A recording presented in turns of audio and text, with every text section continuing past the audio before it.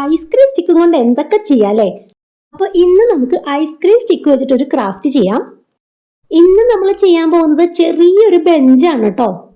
ഇനി ice cream stick ഒന്ന് കറക്റ്റായിട്ട് ഇരിക്കാൻ വേണ്ടിയിട്ട് ഒരു പേപ്പറിലാണ് ഞാൻ ഒട്ടിച്ചെടുക്കുന്നത്. ആദ്യം ഒരു 3 ഞാൻ ഒട്ടിച്ചു കൊടുക്കുകയാണ്. പിന്നെ ബാക്കി വരുന്ന ആ പേപ്പറിന്റെ പീസ് ഇതാ ഒന്ന് കട്ട് ചെയ്ത് കളയാട്ടോ 2 സൈഡും. ഇനി അടുത്തൊരു പേപ്പർ എടുത്തിട്ട് അതുപോലെ തന്നെയാണ് നമ്മൾ ഒട്ടിക്കുന്നത്. അതിൽ ഒരു 4 പീസ് നമുക്ക് ഒട്ടിച്ചു കൊടുക്കാം.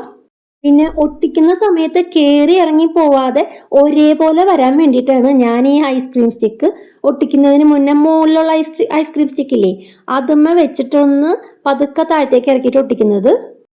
ഇനി ഒരു സ്റ്റിക്ക് നമ്മൾ പകുതി വെച്ച് മുറിക്കുകയാണ്. ആ മുറിച്ച 2 ഭാഗവും ഒരേപോലെ കറക്റ്റ് അളവിൽ വേണം വരാനായിട്ട്. അങ്ങനെ 2 ഐസ്ക്രീം സ്റ്റിക്ക് മുറിച്ചിട്ടെടുക്കണം കേട്ടോ. ഇനി അത് ഒന്നിന് മുകളിൽ ഒന്നായിട്ട് ഒട്ടിച്ചു കൊടുക്കാം. ഇത് നമ്മുടെ ബെഞ്ചിന്റെ കാലായിട്ടാണ് കേട്ടോ ഉപയോഗിക്കുന്നത്. ഇതുപോലെ തന്നെ 2 നമുക്ക് വേണം. കുറച്ച് കട്ടി കിട്ടാൻ വേണ്ടിയിട്ടാണ് അത് 2 കൂട്ടി ഒട്ടിച്ചു കൊടുക്കുന്നത്. ഇനി നമ്മൾ നേരത്തെ ഒട്ടിച്ചു വെച്ചിരിക്കുന്ന ആ ബെഞ്ചിലേക്ക് ഇതാ ഈ ഒട്ടിച്ചു കൊടുക്കുകയാണ്. പിന്നെ നമ്മൾ 3 ഒട്ടിച്ചിരിക്കുന്ന ആ ഒരു പീസ് എടുത്തിട്ട് അതിലേക്ക് ഒരു ഐസ്ക്രീം സ്റ്റിക്ക് ഫുള്ളായിട്ടാണ് കേട്ടോ ഒട്ടിച്ചു കൊടുക്കുന്നത്. ഇത് ഒട്ടിക്കുമ്പം നമ്മൾ നേരത്തെ ഒട്ടിച്ചു വെച്ചിരിക്കുന്ന ആ കാലില്ലേ അതിന്റെ ഏകദേശം അളവിൽ വേണം ഇപ്പുറത്തത് ഒട്ടിച്ചു കൊടുക്കാനായിട്ട്. ഇനി നേരത്തെ മുറിച്ചപ്പോൾ തന്നെ ഒരു ഐസ്ക്രീം സ്റ്റിക്ക് പകുതിയായിട്ട് ഒരേ അളവിൽ മുറിച്ചിട്ട് ഇതാ ഈ നേരത്തെ ഒട്ടിച്ചു കൊടുത്തിരിക്കുന്ന ആ സ്റ്റിക്കിലേക്ക് ഇതുപോലെ ഒട്ടിച്ചു കൊടുക്കുകയാണ്. ഇനി ഇതാ ഈ വീഡിയോയിൽ കാണുന്ന പോലെ നമ്മൾ ആ ലാസ്റ്റ് ഒട്ടിച്ചു കൊടുത്തിരുന്ന ആ സ്റ്റിക്കിന്റെ മുകളിലേക്ക് പശ തേച്ചിട്ട് നമ്മൾ ഒട്ടിച്ചു കൊടുക്കുകയാണ്. അത് നമ്മുടെ ബെഞ്ചിന്റെ അടുത്ത 2 കാലാണ് കേട്ടോ.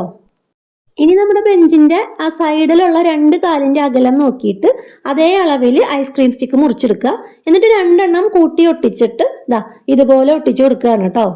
ഈ 2 പീസ് ഒട്ടിച്ചു കൊടുക്കുമ്പോഴാണ് നമ്മുടെ ബെഞ്ചിന്റെ കാലിന് നല്ല ഉറപ്പ് കിട്ടുന്നത്. അങ്ങനെ ബെഞ്ച് റെഡിയായി. ഇനി നമുക്ക് പെയിന്റ് അടിച്ചു കൊടുക്കാം. നിങ്ങൾക്ക് ഇഷ്ടമുള്ള കളർ പെയിന്റ് അടിച്ചു കൊടുക്കാം. ഞാനിവിടെ യെല്ലോ കളറാണ് അടിച്ചു കൊടുക്കുന്നത്. പക്ഷെ എൻ്റെ ഫേവറേറ്റ് കളർ ലൈറ്റ് ഗ്രീൻ ആണ്.